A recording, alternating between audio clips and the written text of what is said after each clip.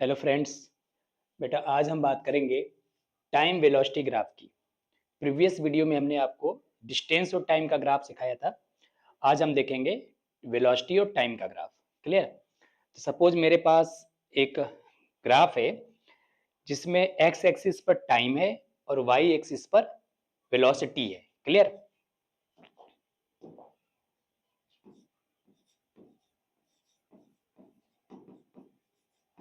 तो यहाँ पर आप देख सकते हो कि जब t की वैल्यू 1 है, यानी t इक्वल टू 1, जब t की वैल्यू 1 आवर है, t इक्वल टू 1 पे जो इसकी वेलोसिटी है बेटा वो 40 है।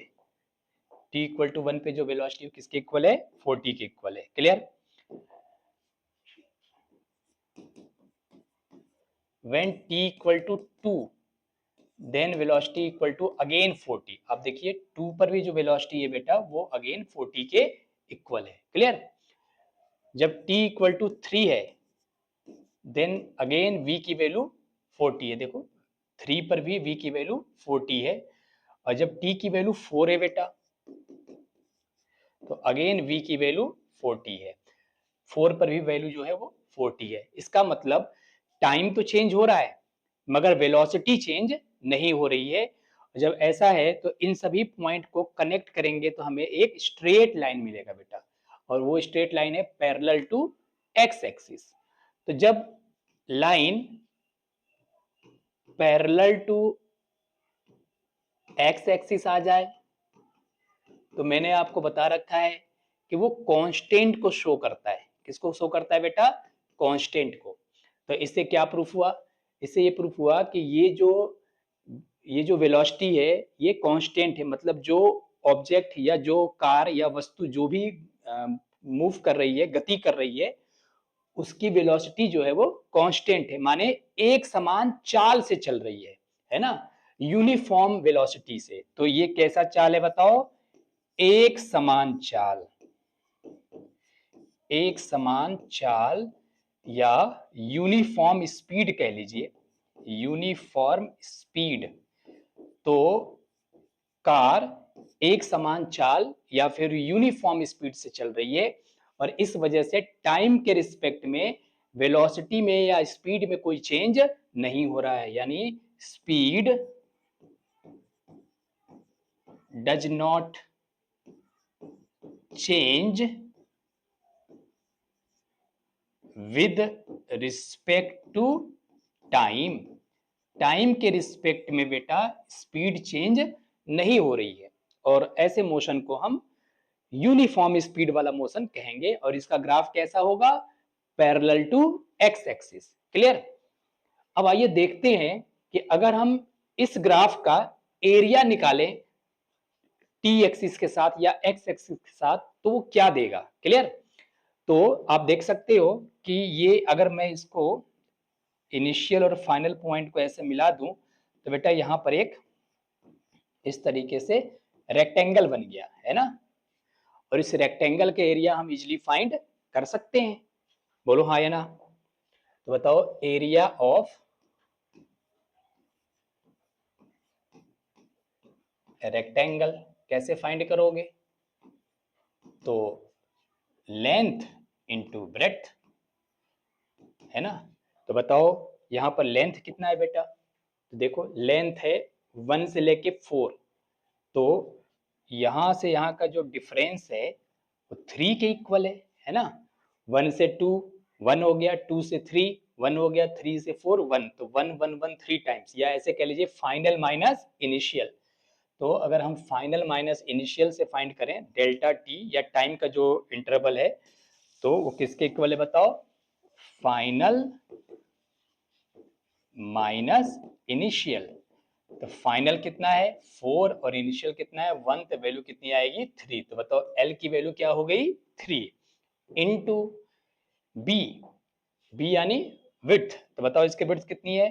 तो देखो यहाँ 0 से स्टार्ट करके यहाँ 40 तक गए हैं, तो ये हाइट कितने के इक्वल बताओ? 40 के इक्वल है बेटा। ठीक है, तो बताइए यहाँ पर क्या आएगा? 40। तो 3, अब देखो 3 जो है, ये जो 3 है बेटा ये है देखो आवर्स में, है ना। तो 3 आवर्स में है, और जो हमारा विड्थ है वो है बेटा 40 किलोमीटर पर आवर। तो 40 किलोमीटर पर आवर, एच से एच कैंसिल, और 3 इंटू 40 120 किलोमीटर। और ये बेटा किसको शो कर रहा है बताओ? डिस्टेंस को, है ना। इसका मतलब अगर वेलोसिटी और टाइम का ग्राफ है और उसका एरिया फाइंड किया जाए तो बताओ वो किसको शो करेगा? वो शो करेगा बेटा डिस्टेंस को, है ना। अब देख सकते हो कि ये हमारा वेलोसिटी और टाइम का ग्राफ है और इसका एरिया किसको शो कर रहा है? डिस्टेंस को, ठीक है। तो जब भी कभी वेलोसिटी और टाइम का ग्राफ होगा और उसका हम एरिया फाइंड करेंगे तो वो हमेशा डिस्टेंस को शो करेगा। और अगर यूनिफॉर्म स्पीड वाला मोशन है तो उसकी ग्राफ उसका कैसा होगा? Parallel to x axis. Clear? चलिए नेक्स्ट कॉन्सेप्ट देखते हैं। बेटा हमारे पास एक टेबल गिवन है जिसमें टाइम और वेलोसिटी दे रखी है। 0 सेकंड पर जो वेलोसिटी है वो 0 मीटर पर सेकंड, मतलब इनिशियली विरामावस्था में है। 5 सेकंड बाद जो वेलोसिटी है वो 2.5 मीटर पर सेकंड है।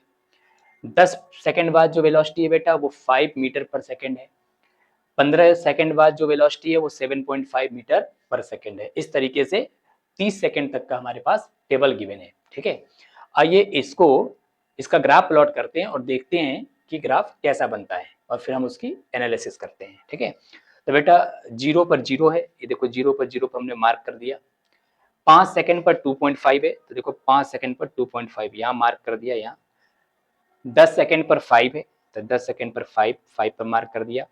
15 सेकंड पर बेटा 7.5 है, 7.5 यहाँ बीच में पड़ेगा। फिर 20 सेकंड पर बेटा 10 है तो देखो 20 सेकंड पर 10 कहाँ पड़ेगा बताओ? यहाँ, है ना। क्लियर? 25 बताओ कितना है? 12.5 यहाँ मिड में। और 30 पे कितना पड़ेगा बेटा? 15, तो देखो 15 है यहाँ पे, इस तरीके से, ठीक है।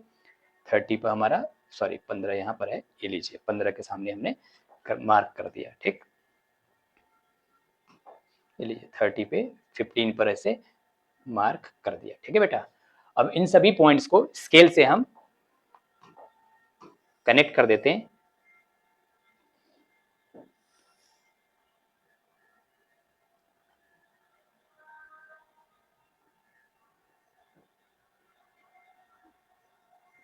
ये लीजिए, तो इस तरीके से हमने सभी पॉइंट्स को मिला दिया और एक स्ट्रेट लाइन का ग्राफ बना। तो ये ग्राफ कैसा ग्राफ हो गया बेटा? स्ट्रेट लाइन, है ना, स्ट्रेट लाइन। अब आइए इस ग्राफ की एनालिसिस करते हैं।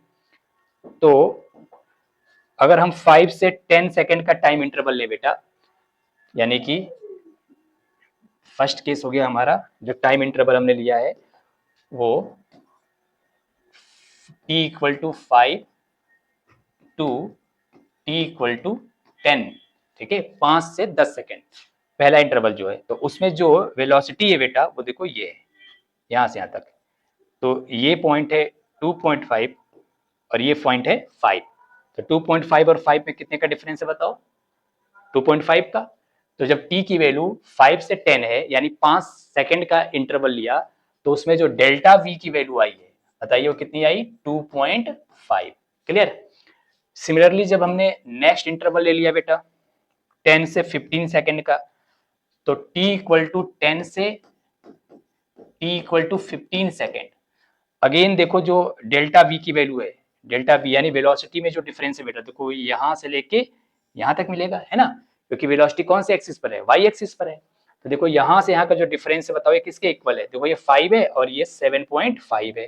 तो 5 और 7.5 में कितने का डिफरेंस है बताओ? 2.5 का। तो अगेन जो डेल्टा v की वैल्यू आ गई बेटा वो 2.5 आ गई। क्लियर? ऐसे अगर हम नेक्स्ट इंटरवल ले लें बेटा, नेक्स्ट देखो यहां से यहां तक, अगेन 15 से 20, तो 15 से 20 फिर से 5 सेकंड हो गया। और अब जो डेल्टा v की वैल्यू है देखो वो अगेन 2.5 है। तो थर्ड केस में भी बेटा अगर हम देखें ध्यान से, तो t की value 15 to t equal to 20 second के लिए जो डेल्टा v की वैल्यू है बेटा वो अगेन 2.5 है। इस तरीके से समान समय अंतराल में समान डिफरेंस है ना, यानी जो वेग में परिवर्तन हो रहा है वो समान समय अंतराल में समान समान है। यानी इक्वल टाइम इंटरवल में इक्वल डिफरेंसेस है ना, जो चेंज इन वेलोसिटी है वो कांस्टेंट है ना। यानी मैं इसको ऐसे कह सकता हूं कि change in velocity in equal interval is equal, यानी टाइम के इक्वल इंटरवल में, इन इक्वल टाइम इंटरवल में जो चेंज इन वेलोसिटी है बेटा वो इक्वल है। और आपको मालूम है कि चेंज इन वेलोसिटी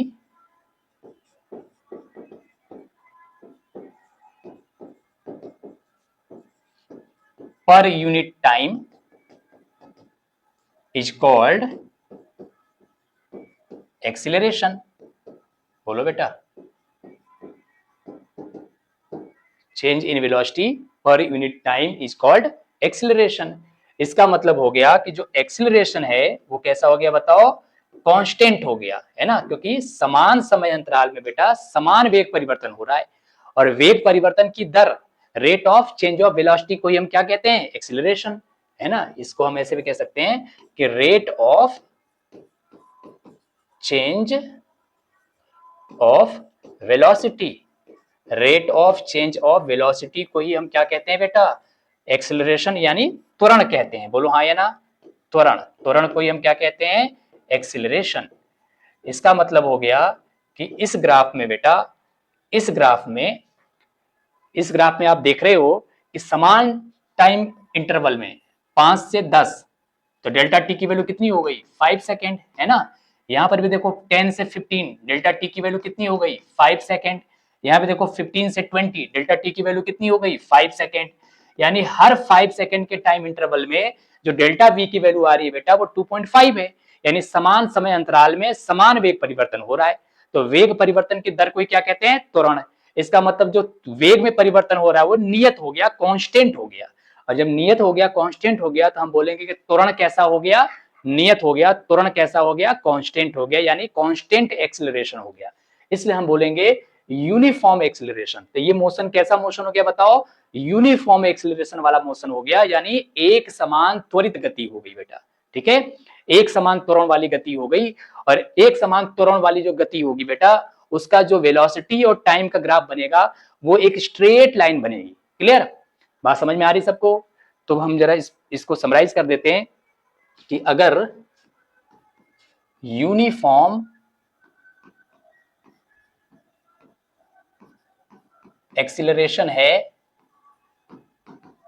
तो उसका जो ग्राफ होगा बेटा वो स्ट्रेट लाइन होगा। क्लियर, उसका ग्राफ कैसा होगा, स्ट्रेट लाइन होगा। ठीक है, उस केस में एक्सीलरेशन कैसा हो जाएगा बताओ, एक्सीलरेशन जो है वो कांस्टेंट हो जाएगा।